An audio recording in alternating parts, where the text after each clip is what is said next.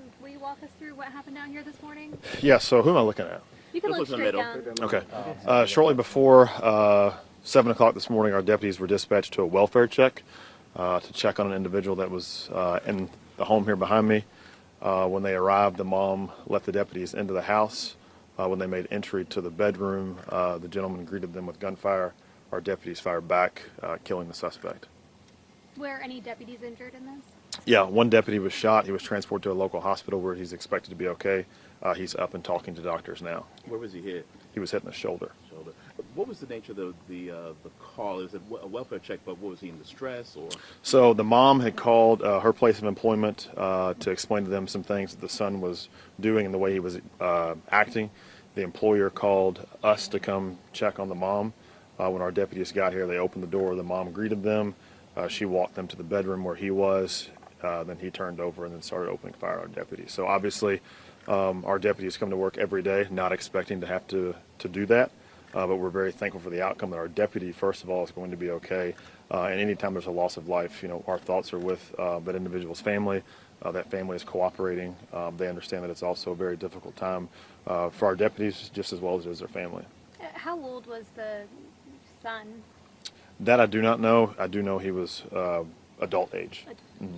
You mentioned this was a welfare check. Was it just deputies who were responding, or were there other agencies that came as well? No, so there were just deputies initially, and then obviously once the shots were fired, the fire department was called right away. So the fire department came and did, just like they would any other time, tried to administer life-saving measures, but they were unsuccessful. I want to understand that phone call. You said that the mom called her employer, the employer called you guys. So yeah, essentially a third-party call. So the mom was calling her employer to explain what was happening. Again, we're still trying to piece together, was the mom going to be leaving the house soon, and was just having casual conversation with her employer about what was taking place. The employer knew that there were guns inside the house, so out of the safety of the female, the mom, they called us, and it was this just goes to show you this was a typical Thursday morning. Our deputies respond to welfare checks daily, sometimes multiple times a day, and this was not expected by any stretch of the imagination. So when you responded, you knew this person had guns?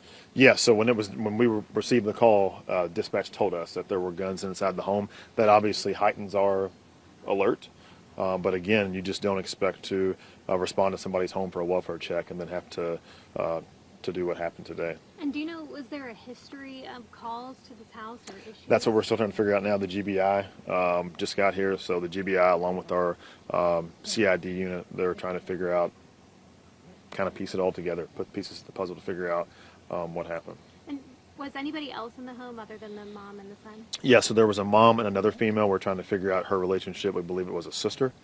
Again, they were not hurt. They're cooperating with detectives. They're at the sheriff's office now, being interviewed to try to figure out what was he like before that. Was it kind of a sporadic thing? Had it been going on for a while? Obviously, there was some type of mental illness or issue that was taking place to lead to where we are today. So our deputies also, we should mention, this is. Most deputies don't go their entire career and don't have to do anything like this. And we're talking people that are our age. We're talking 24 and 25-year-old young men and women who do this work, who are also going to be affected by this for the rest of their life. Because again, we don't come to work every day thinking of shooting somebody, and when we have to, it's difficult. The scene this morning was a lot different than what it is now because those deputies were so emotional because of what they had to do. Can you tell us more about the scene when they walked in? Do you know exactly where he was in the house? He was in the bed. He was laying in his bed. When deputies opened the door to go into the bedroom, he started shooting at them. Just immediately? Mm-hmm. So he was living in this home? Yes. Was there any, did deputies say who they were before they went in? How does that work when that happens? Yeah, so again, this situation was so different because the mom greeted us at the door.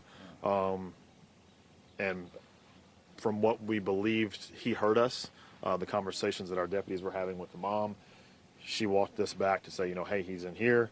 And as soon as she opened the door and we walked in, he started shooting at our deputies. So he was prepared? He was prepared. And was there any indication of the mom's life being at risk or anything? I think that's what's started the welfare check. I think whoever she spoke to, wherever she worked, felt that her life was potentially in jeopardy. So they clearly did the right thing. Obviously, the outcome is not what anybody expected or what anybody wanted.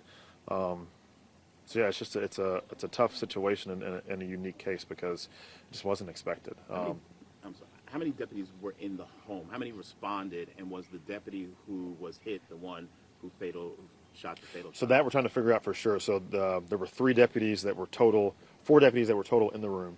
The one who was shot, and then 3 other deputies. So those deputies, standard procedure for us, they're already back at the sheriff's office. Well, first of all, they went to the hospital to get checked out. They're back at the sheriff's office doing our internal investigation. And then, of course, they'll be on administrative leave pending the outcome of the investigation to make sure that we did everything the correct way. So now we'll figure out who the shooters were, what guns were used, all that type of stuff that we're still trying to figure out. So, and those guys need some time. They need some time to process what they saw, what took place, doing what you have to do, and then also consoling a family after doing what you just had to do is a tough job that most people will never experience. Which hospital was your deputy taken to? That I do not know, but I'll find out. Do you know the type of weapon? I want to say man, what he had, what type of weapon? That I do not know because there was more than one weapon in the house. I do know that. So based on how the inside of the house looks now, the outcome is a lot better than what it could have been. This is still a very soft and unique time for our agency. We lost a deputy 8 months ago who was shot and killed in the line of duty, and some of those officers that were here today were there that day. So that's still, in a month we're going to be at National Police Week in D.C. and inscribing Brandon's name on the wall for doing the same thing. I mean, the deputy that was shot this morning is a miracle.